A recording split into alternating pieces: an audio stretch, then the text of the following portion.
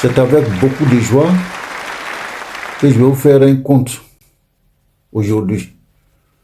Mais avant ça, j'adresse d'abord mes salutations à tous ceux qui suivent cette vidéo. Le conte que je vais vous faire est au sujet de Oulaye. Oulaye, c'est un grand chasseur. Il a tué presque tous les animaux autour de son village. Mais il y avait une seule panthère qui lui résistait. Presque tous les soirs, cette panthère venait rugir autour du village. Elle rôdait autour du village. Mais Oulaye ne réussissait pas du tout à la tuer.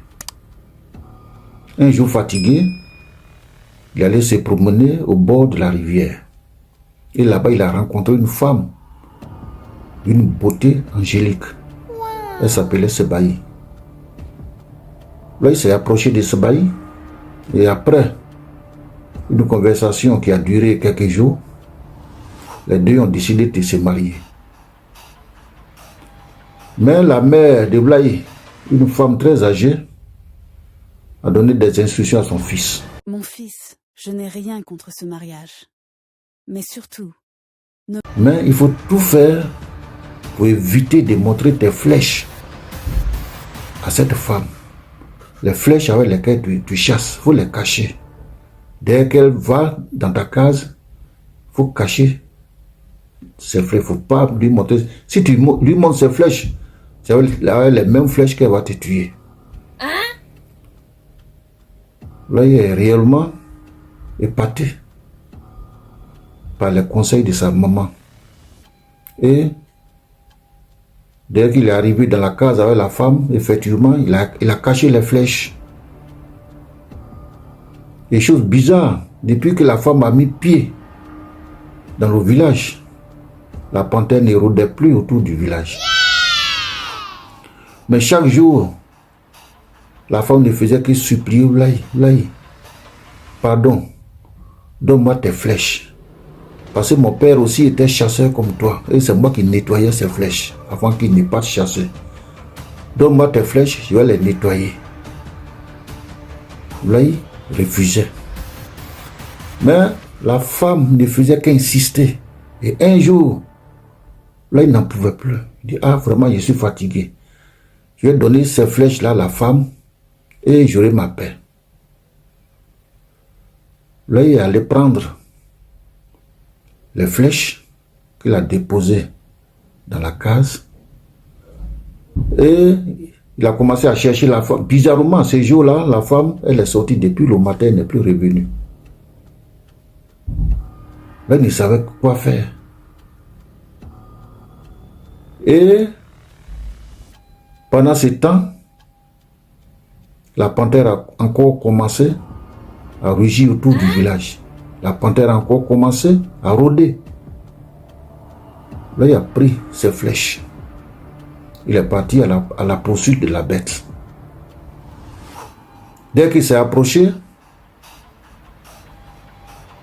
il a ouvert son carquois, pris une flèche, il a lancé et la flèche s'est plantée sur le front de l'animal qui a poussé un cri agonissant. La panthère est tombée par terre, du sang sur son front. Il y avait une plaie largement ouverte. Là, il s'est approché. Il a arraché la flèche et la panthère est morte. Mais il y avait une plaie, une large plaie sur le front de l'animal. Sans hésiter, là, il a pris le corps sans vie de la panthère. Il a mis ça sur son épaule. Il est entré dans sa case. Mais notre vaillant chasseur était pris entre la joie et la tristesse. La joie, parce qu'il vient enfin de tuer cette panthère qui le fatiguait. La tristesse, parce que Sebaï, il n'arrive plus à retrouver Sebaï. Il ne sait pas avec qui partager cette joie.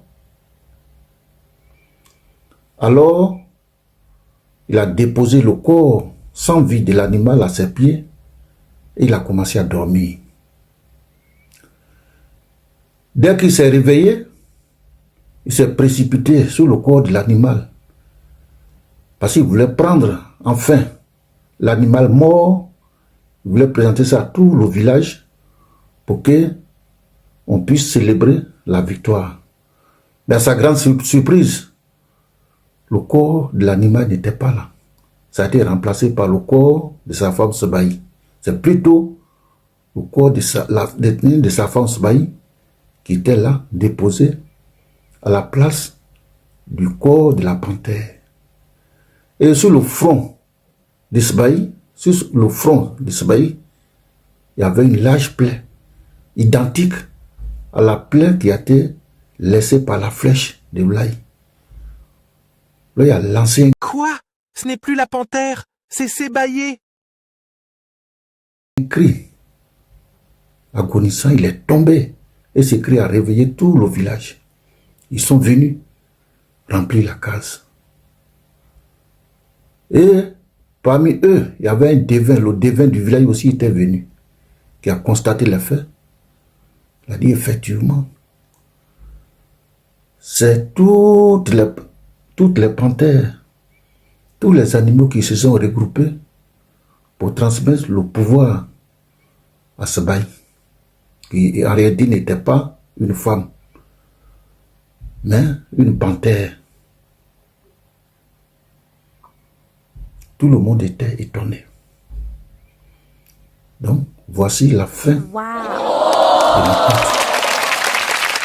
Et là, ce qu'il faut retenir, c'est d'abord l'utilité d'un conseil parental.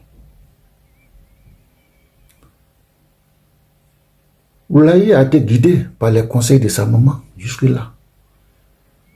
Il a failli désobéir, mais il n'était pas tombé parce que les conseils de sa maman étaient toujours là, qui l'ont guidé. Concernant la beauté aussi de la femme, les conteurs prennent toujours la beauté de la femme comme un piège auquel les hommes ne résistent pas. Un piège dans lequel tombent presque tous les hommes. Même ceux qui vont à l'église.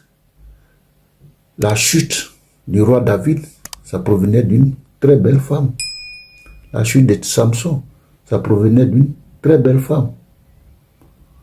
Donc le conteur nous interpelle sur les effets négatifs que peut avoir la beauté d'une femme sur un homme.